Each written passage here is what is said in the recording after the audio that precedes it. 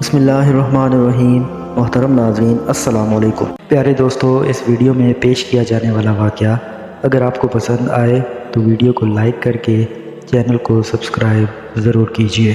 جب اللہ تعالیٰ نے انسان کو پیدا کرنے کا ارادہ کیا تو کوئی بھی فرشتہ زمین سے مٹی نہ لا سکا کہ اتنے میں حضرت اسرائیل علیہ السلام فرمانے لگے، اے اللہ، یہ کام مجھ سے ہی ہونا ہے۔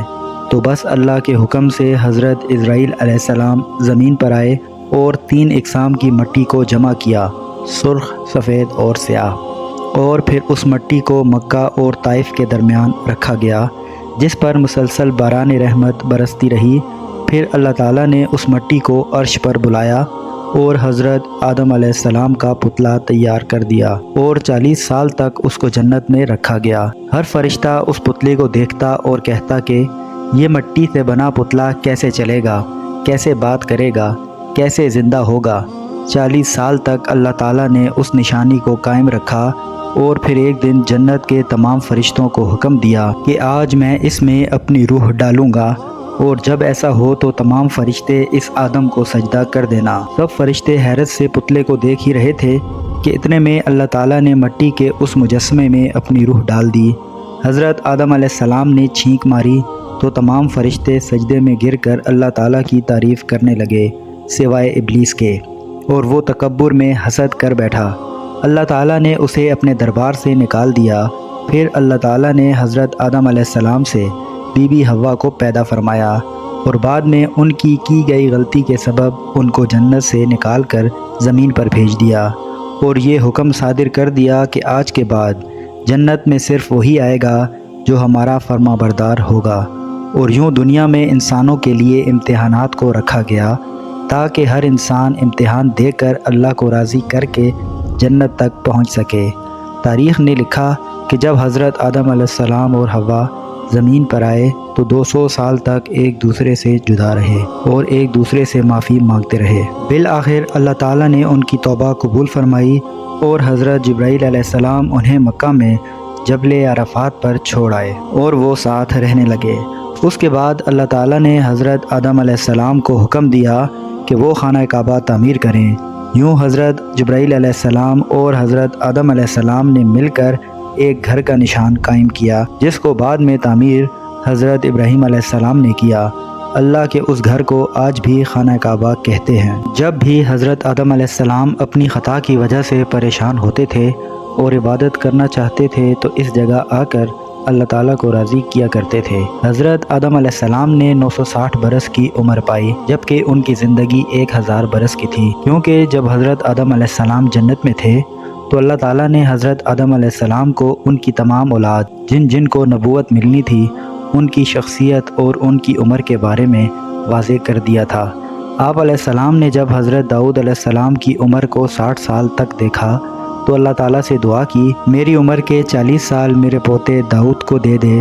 اس طرح آپ کی دعا قبول ہو گئی۔ اللہ تعالیٰ نے حضرت آدم علیہ السلام کو 2 فرزند عطا کیے، حابیل اور قابیل، لیکن شیطان کے وسوسے، حسد اور نفرت میں جب قابیل کے ہاتھوں سے حابیل کو قتل کروا دیا تو حضرت آدم علیہ السلام اندر سے ٹوٹ گئے اور بار بار اللہ کے دربار میں دعا مانگنے لگے۔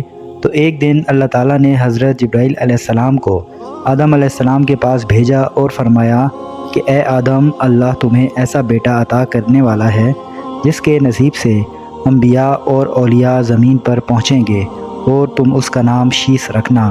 شیس کا مطلب ہے اللہ کا عطا کیا گیا تحفہ۔ اللہ نے حضرت آدم علیہ السلام کی نسل کو زمین پر پھیلا دیا۔ جب آدم علیہ السلام کا آخری وقت آیا تو آپ علیہ السلام نے اپنے بیٹوں سے کہا کہ میرا جنت کے پھل کھانے کا جی کر رہا ہے۔ آپ علیہ السلام کے بیٹے زمین پر جنت کے پھل ڈھونڈتے رہے کہ اچانک سے ان کو فرشتے ملے اور کہنے لگے، اے بنی آدم، کہاں جا رہے ہو؟ انہوں نے کہا کہ ہم اپنے بابا آدم کے لیے جنت کے پھل ڈھونڈ رہے ہیں۔ انہوں نے کہا، جاؤ، تمہارے بابا چند دنوں کے مہمان ہیں۔ آپ علیہ السلام کے تمام فرزند دوڑتے دوڑتے آپ تک پہنچے۔ حضرت آدم علیہ السلام بستر مرگ پر اللہ کا ذکر کر رہے تھے کہ اتنے میں موت کا فرشتہ آن پہنچا۔ بی بی حوا نے جیسے ہی موت کے فرشتے کو دیکھا تو حضرت آدم علیہ السلام کے ساتھ لپٹ گئیں اور کہنے لگیں، میں اپنے شوہر کو خود سے جدا نہیں کروں گی۔ اللہ کے نبی حضرت آدم علیہ السلام نے فرمایا، हवा मुझसे दूर हट जा। एक मर्तबा पहले भी जन्नत से निकाला गया हूँ, आज तू अल्लाह और उसके फ़रिश्ते के दरमियान हाइल ना हो। फिर आप अलैहिस्सलाम उस फ़रिश्ते से मुखातिब होकर कहने लगे, ए फ़रिश्ता मौत, कहीं तुम भूल तो नहीं गए? मैंने अल्लाह से सुना था कि मेरी उम्र 1000 साल की है, अभी तो मुझे 960 साल हुए हैं। तो मलिकुल मौत ने कहा कि ए अल्लाह के नबी, आप अलैहिस्सलाम ने ख़ुद ही फरमाया था कि आपकी ज़िंदगी के 40 साल आपके पोते हज़रत दाऊद अलैहिस्सलाम को दे दिए जाएं, लिहाजा आपकी उम्र पूरी हो गई। आप अलैहिस्सलाम की रूह कब्ज़ की गई, आपको गुस्ल फ़रिश्तों ने दिया और आपके जिस्म मुबारक पर जन्नत की खुशबू लगाई गई। फिर आपकी नमाज जनाजा फ़रिश्तों ने हज़रत जिब्राईल अलैहिस्सलाम के पीछे अदा की और ज़मीन खोद कर आपकी तदफीन की गई। और तमाम इंसानों पर अल्लाह ताला का ये हुक्म नाफिज किया कि जब भी किसी का इंतकाल हो तो ऐसे ही उनकी तदफीन करना। उन फ़रिश्तों की सुन्नत पर अमल करते हुए अहले ईमान अपने प्यारों की तदफीन करते हैं। आप अलैहिस्सलाम की कब्र मुबारक को लेकर आज भी इख्तिलाफ़ात पाए जाते हैं। कुछ मुअर्रिखीन के नज़दीक आप अलैहिस्सलाम की जाए तदफीन श्रीलंका, और कुछ के नज़दीक जबल अबी कबीस, और कुछ के नज़दीक मस्जिद खरीफ के सहन के अंदर, तो कुछ के नज़दीक इराक़। बाज़ रिवायात में ये भी है कि जब हज़रत आदम अलैहिस्सलाम की रूह कब्ज़ करने के लिए मौत का फ़रिश्ता आया तो आप अलैहिस्सलाम ने अपने बेटे, जिसको आप अलैहिस्सलाम ने अपना जानशीन बनाया था, यानी हज़रत शीस अलैहिस्सलाम से फ़रमाने लगे, ए मेरे जानशीन, मैंने अल्लाह ताला से सुना था कि अनकरीब ज़मीन पर बड़ा तूफ़ान आएगा। अगर तुम उस वक्त तक मौजूद रहो तो मेरे जिस्म को उस कश्ती नूह में सवार करना जो निजात का वसीला है। अगर तुम उस वक्त तक ना पहुँचो तो वसीयत कर देना कि मेरे जिस्म को कश्ती नूह में सवार किया जाए। तारीख़ लिखती है कि जब तूफ़ान आया तो हज़रत नूह अलैहिस्सलाम ने हज़रत आदम अलैहिस्सलाम और हज़रत हव्वा अलैहिस्सलाम के मुबारक अजसाम को कश्ती में सवार किया और बैतुल मुक़द्दस या इराक़ में उस जगह तदफीन की जहां उन्होंने अपनी कब्र बनाई, और दरमियान में एक कब्र खोदकर उसमें एक तहरीर छोड़ दी। जब हज़रत अली रज़ी अल्लाह ताला अन्हो ने शहादत पाई तो उन्होंने वसीयत की कि मेरे जनाजे को ऊँट पर रख कर हसन और हुसैन पीछे चलते रहना, जहाँ ऊँट रुकेगा वहाँ एक चमकीला पत्थर होगा, उसको हटाना तो मेरी कब्र बनी हुई होगी।